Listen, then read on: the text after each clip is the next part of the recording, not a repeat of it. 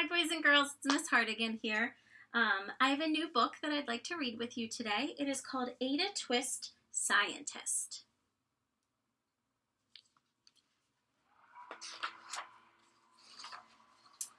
Ada Marie! Ada Marie! Said not a word till the day she turned 3. She bounced in her crib and looked all around, observing the world but not making a sound. She learned how to climb and made her big break, with a trail of chaos left in her wake. She ran through the day, chasing each sound and sight, and didn't slow down till she conked out at night.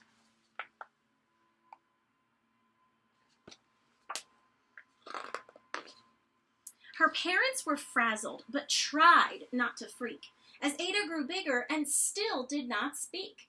Clearly, young Ada, with lots in her head, would have something to say when it ought to be said.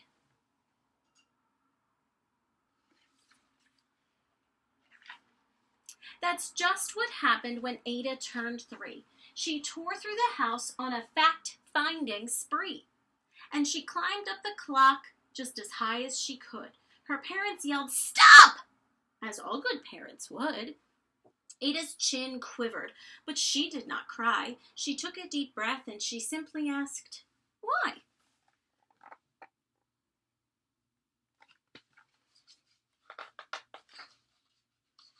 Why does it tick and why does it talk? Why don't we call it a granddaughter clock? Why are there pointy things stuck to a rose? Why are there hairs up inside of your nose? She started with why and then what, how, and when. By bedtime, she came back to why once again. She drifted to sleep as her dazed parents smiled at the curious thoughts of their curious child, who wanted to know what the world was about. They kissed her and whispered, "You'll figure it out."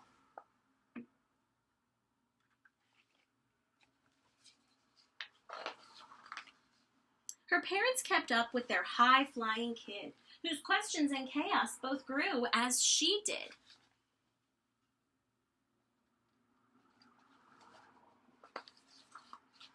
Even Miss Greer found her hands were quite full when young Ada's chaos wreaked havoc at school. But this much was clear about Miss Ada Twist: she had all the traits of a great scientist.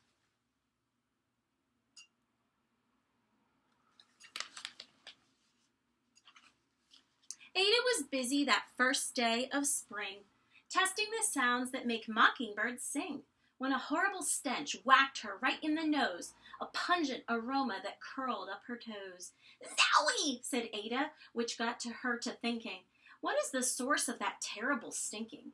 How does a nose know there's something to smell? And does it still stink if there's no nose to tell? She rattled off questions and tapped on her chin. She'd start at the start where she ought to begin. A mystery, a riddle, a puzzle, a quest. This was the moment that Ada loved best.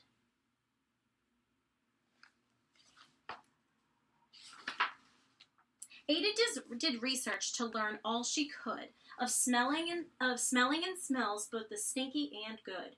One hypothesis Ada thought could be true: the terrible stink came from Dad's cabbage stew.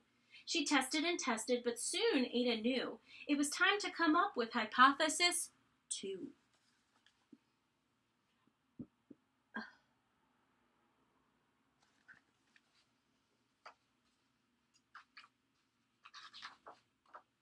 Then zowie! The stink struck again. Just like that, hypothesis 2. It's caused by the cat.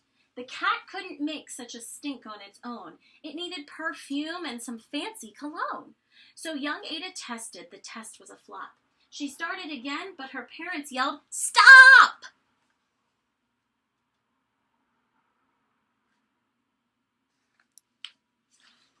I guess putting the cat in the washing machine is not a good idea. Ada Marie, to the thinking chair now. By the time we count 3. "Enough," said her mother. "That's it," said her dad. Her parents were frustrated, frazzled, and mad. "Why?" Ada questioned. Her mother said, "No." "What?" Ada queried. Her father said, "Go. You've ruined our supper. You've made the cat stink. Enough with your questions. Now sit there and think. She looked at her parents, her heart turned to goo. Poor Ada Twist didn't know what to do.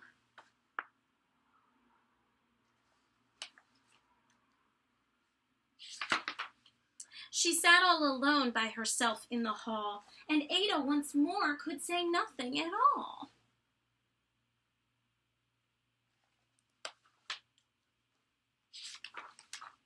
And so Ada sat, and she sat, and she sat, and she thought about science and Stu and the cat, and how her experiments made such a big mess. Does it have to be so? Is that part of success?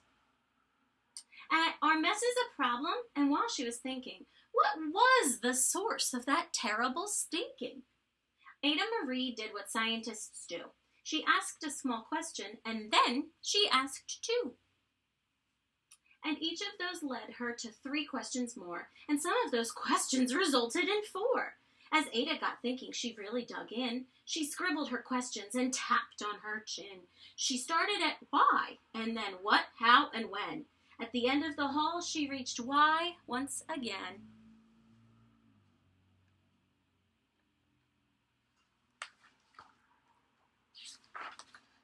Her parents calmed down, and they came back to talk.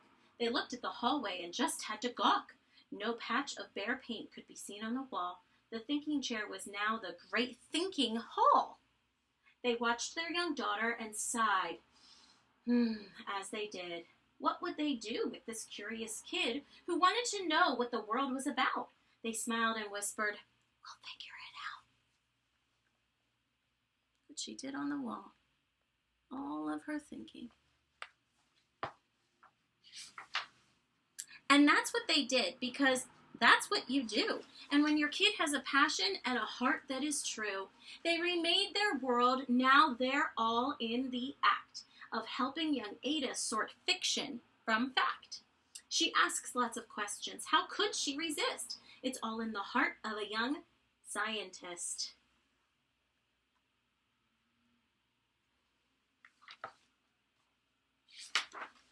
And as for that smell, what can Ada Twist do but learn all she can with her friends in grade 2? Well, they discover the stink that curls toes. That is the question. And someday, who knows?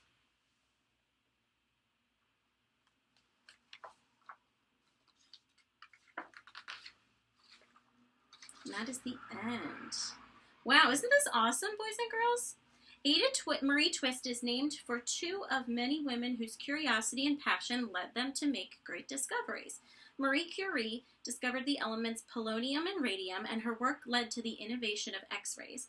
Ada Lovelace was a mathematician and the very first computer programmer, and this book is made for them.